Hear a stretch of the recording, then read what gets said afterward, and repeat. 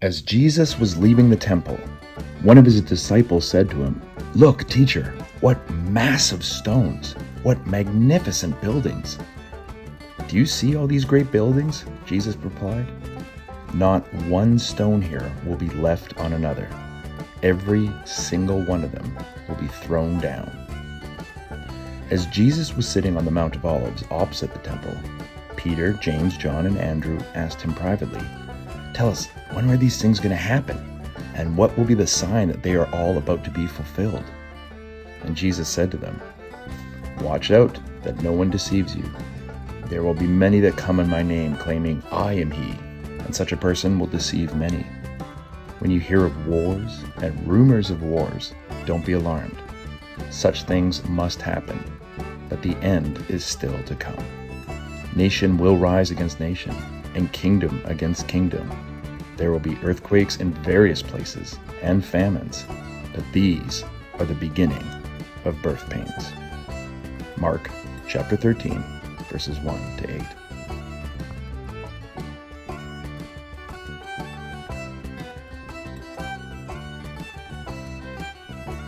This passage of Jesus is one of the apocalyptic passages. And for generations, for 2,000 years, Christians have come back to the story of Jesus about things being destroyed. They have looked for signs, they have looked for clues, they've published books about it. Entire denominations have been created around these beliefs in the end of days. And one of the foundational Christian beliefs is that this world will indeed come to an end, but that for the faithful, this is nothing to fear, but something to actually look forward to. In one word, we call it Maranatha. We want Jesus to return. So again, people look through this for thousands of years, whatever time they're in, to find the clues to recognize that this is the end of the world. I'm sure we're all familiar with that, given our recent past few years' experience. We have very much lived through an apocalyptic, and many Christians out there started talking about this being the end of the world, or the beginning of the end of the world, or et cetera, et cetera. Now, for me, the greatest argument of what Jesus is talking about is about 30, maybe 35 years after Jesus' ministry ended, Jerusalem, the temple, literally the building they were talking about, was destroyed by Rome. In AD 70, Roman armies swept into Jerusalem. They were sick and tired of dealing with Jewish rebels. And they said, you know what? The heart of their identity is their faith, and the heart of their faith is that temple. Ruin the temple. They went again in 132 and then changed the name of it, literally wiping Jerusalem off the map. Rome was so powerful, so vicious, and so effective that the Jewish people didn't actually have Israel as their homeland again until the 1940s. Diaspora Judaism. They were scattered all around, and the temple was never to be built again. That is what Jesus is talking about. Ironically, St. Columbanus becoming so well known and so influential to us is because 400 years after that, Rome itself was defeated.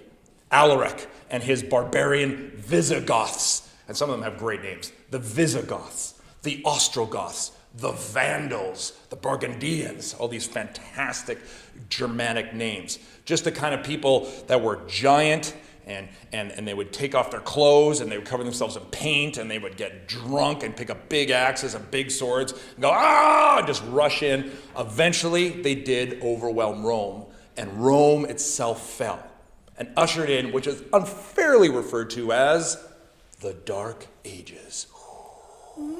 Ooh. And of course, Christians at that time also looked at Jesus' passage and actually made a very compelling argument that this was the end of the world. Rome, also known as the Eternal City, had actually fallen. The unbelievable power of the Roman Empire, which had been going for centuries, had collapsed. Barbarians and various warlords started to take over what we now call Western Europe. And they made what we would refer to as the Wild Wild West look like kindergarten. These people just killed. They killed for fun. They killed for power. They killed for a hobby. They killed for everything. It was violent. It was scary. And you did not want to be somebody in that time that did not know how to use a sword. That was a very dangerous time. Now, why did I say it was unfairly called the Dark Ages? Well, for any of us who have any Celtic blood, this is a time to be proud. Because a few years before Rome fell, a guy by the name of Patrick went to a place we now refer to as Ireland and was very successful as a missionary, as a teacher, and in his own lifetime, took almost the entire pagan, druidic, remember pagan from last time? Country living, but also not. All of them, and basically converted all the Irish to Christianity. And if you know anything about Irish history, you know Christianity has been very, very dominant. And of course, that's why Ireland has been so peaceful. Because Christianity brought peace and no strife whatsoever to Ireland. Anywho, Ireland was a very Christian place. And Celtic Christianity became incredibly formative for 100 years. We have monastic orders. If you've ever been there, you can still see the huts built out of stones. You okay? Nobody got hurt? Okay, good. And one of the things that these monks did, one of the ways that they wanted to serve God was as scribes.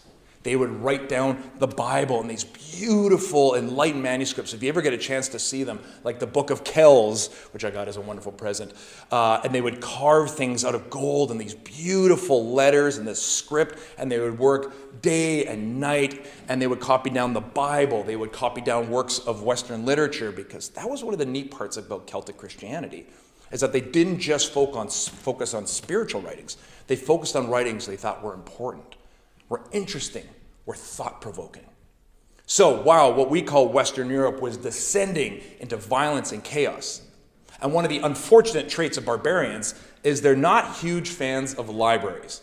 And so they tended to burn them. They thought books made really good kindling. So they burned a lot of books. I know, can you imagine how heartbroken I would be? They burned them. They destroyed libraries. They ripped down anything that had gold in it. They destroyed churches. All sorts of information was lost forever. Except, my dear family, thanks to the Irish, thanks to those crazy Celts way up in that place called Ireland that didn't have any interaction with that, and also had this really powerful missionary endeavor, because their founder, St. Patrick, was obviously a missionary. And so scores of these missionaries, and the one we're looking at today is St. Columbanus, started to go into places like present-day France. He went into the belly of the beast. They developed interesting ideas. They figured out ways to get these incredibly savage people to not only stop killing each other as much, but to actually listen to and follow the gospel of Jesus. They introduced ideas like penance. And for anybody who's familiar with penance, Teresa, anybody who's raised in the Catholic Church, not that you need penance, sorry, that was ill-advised. I meant you're familiar with it. A lot of Protestants have an issue with penance, this Catholic idea that you do something, you go, you do a couple things, and then you feel better, say some Hail Marys, some Our Fathers, and you move on with your day. But the origins of penance are very practical. So George Galloway is a warlord in this scenario, not in real life. I don't know, maybe you were when you were working, I don't know. No, Audrey's nodding along. Okay, good. I'm terrified. And grows up in a culture where might is right. That the ones who could swing the swords the best deserve to win. They've been blessed by their god of war. So how do you convince someone that, when George Galloway attacks Tom Gillespie, that's not good? Of course it's good. If he beats me, I know why he was stronger. That's just how this world works. But what these priests, like St. Columbanus, did is they started to educate the people. It's like, okay, if George attacks Tom and kills some of Tom's cows or servants or whatever, George actually owes Tom an apology. He should apologize, he should make amends, and he should actually make some spiritual amends. So he's got to do some physical things to show that he's sorry and to build peace. And this idea obviously was not embraced right off the bat. but over time started to develop into the culture. Thank you. And that is important. St. Columbanus would go around and he would set up monasteries in places like France. But those Christians thought he was too strict. They didn't like what he was telling George. You didn't like what St. Columbanus was telling George about what he had to do, so they booted him. And St. Columbanus went all the way through places like Austria, Italy, and everywhere he went, he would set up these communities. And these communities would grow in size. And then their size would grow in influence. And sure enough, even though it took centuries, this is Christian influence over what is now Western Europe, and started to bring some civility, some spirituality, and some peace to this dark and violent time. Now, why haven't we heard about St. Columbanus? And this is what I need to close with, because this is the importance of the haircut. Because in the 600s, in a place in present-day England known as Whitby, there was a synod. And this is one of those silly things. I want to wrap up with it because it's important. The Celtic Christian missionaries have been very successful. They've been operating for 300 years. There was thousands of these little monastic communities all throughout Europe. Some of them very successful, some of them less so. But it doesn't matter. They were actually bringing some civility back to this age. But as Rome was growing in power again, the only institution that survived the old Roman Empire was the Roman Catholic Church. As they were starting to get some power, as they were trying to get back into the central form of governance, they recognized that these Celtic Christians didn't actually follow them. They weren't actually part of the Roman faith. They weren't actually part of the church. They'd been too far removed. And they wanted to see what these Celts were doing. They were a little concerned. Chief among their concerns, well, was the fact that they, didn't adhere to Rome. But they dated Easter wrong. We have a date for Easter. This is the date for Easter. It's attached to the Jewish calendar. It switches all the time, but Easter is important. It's the festival of Jesus' resurrection. It is a unifying celebration in Christianity. Therefore, these Celts are not allowed to have a different date of Easter, or else we have a divided church, and that's no good. But most importantly, these Celtic missionaries have bad haircuts. Oh, I couldn't have asked for it. I was really hoping. I was going to say, can you get a dun-dun-dun? I like your haircut. You know how they cut their hair? They would shave their hair back, and so they'd have like a little tuft at the back there. For those of you who are familiar, it's kind of like a mullet. But like just a really extreme one. So all hair at the back, nothing at the top. But the Roman monks had that, you're familiar with it, right? Like that little band up here, they would shave the top, they'd shave it around here. So kind of like how it's shaved around the side, but then if your mom shaved like a bald spot in the back there, that would be, and then you'd grow it long like here. And the reason why we're more familiar with that is because Rome actually succeeded in taking over Celtic Christianity. And they did so at the Synod of Whitby when a local king said, okay, he brought some of Columbanus' people, and he brought a guy from Rome, and he sat the two of them together and said, what's your church teach? Because I know your church. He talks to Columbanus. He's like, I know your church. All your missionaries are the whole reason I'm a Christian. So I know Columbanus. Who's this guy from Rome speaking this weird language? Why does he have control? And they backed and forth and backed and forth and backed and forth. But then they came down to one element of theology. And this is why having these weird traditions, funny as they can also be very damaging. It came down to who was Columbanus' superior? Who started Columbanus' church? Patrick. Ooh, the king's like, oh yeah, I know Patrick. Patrick is a legend. That's great. To the Roman guy, who started your church? Peter. Oh. And who's Peter? Well, St. Peter. Very good. St. Peter holds the keys to the kingdom of heaven. St. Peter's at the gate. This is an old teaching. It's not in the Bible anywhere, but it's there. Apologies to my Catholic brothers and sisters. I know it's technically in Matthew 16, but, this whole idea. And so the king asks, he's like, okay, I know Patrick. I understand Patrick. Is it true, Columbanus, that Peter holds the gates to the kingdom of heaven? To which Columbanus has to say, yeah, we read that. And to the king says, well, this is a no-brainer. You go with the side that holds the keys to the gates to the kingdom of heaven. And from that moment on, the Roman church grew and overtook Celtic spirituality and Celtic Christianity. It would be saved and resurrected periodically through time, but people other than St. Patrick, people like St. Columbanus and Columba, who we're going to read in a second, would eventually lessen and lessen as these Roman missionaries will go around the world. The points I want to make to this is the politics behind church can be very damaging. I'm joking when I say it's the importance of a good haircut, but the importance and the beauty of Celtic Christianity is that it really was a Christianity of the people, for the people, and by the people. It was strict. It was rigorous. It was very engaged with a lot of ideas that were necessarily within the doctrine of the church. It was exciting. It was formative. Over centuries, it changed a war culture into a much more peaceful elements of that culture. I don't want to overstate that. We lost something when we lost the influence of Celtic Christianity. And it stands again as this wonderful condemnation of when our myths and our traditions trump the reality of the ongoing desire for power, which has impacted and influenced the Christian message.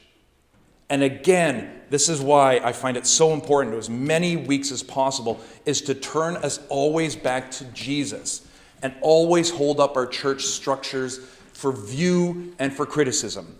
Not because we don't like them, not because this works, this doesn't work, but in community. As a sacred community, we are always called to find out and recognize what is faith, what is religion, what is structure and a call to submission to authority, and what is authoritarianism.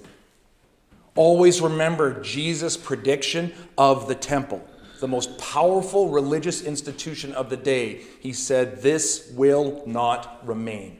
Not one stone will remain on this. It will be destroyed, but your faith can actually be strengthened." To close, I love this building. I love this church family. I love this structure. There is something genuinely sacred and blessed by God here in this space. When we hear the buzz of the voices, but even when I get to come here during the week, I just sit here in the quiet.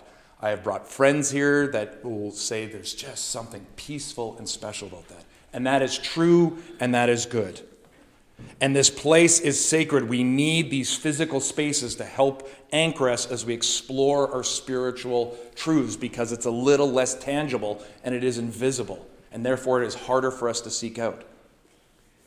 Brothers and sisters, mothers and fathers, faith family, Mountsburg Baptist Church is tied to this space. There is memory here. There is spiritual here. There's a spirit here. It is wonderful. But never forget, the deeper thing this place has always been calling to you is your deep faith, your connection to God. And that God has changed cultures, that God has influenced history, that God, as Jesus reminds us, is in as well as beyond all the structures we create, even those we create to honor him. The Celtic Christians, many of whom have been rediscovered, but many of whom have been lost, understood the importance of traveling to those who needed God, understood that God dwelled in nature, in creation, more than in structures, and celebrated God in every rock and tree and all the great thoughts of humanity.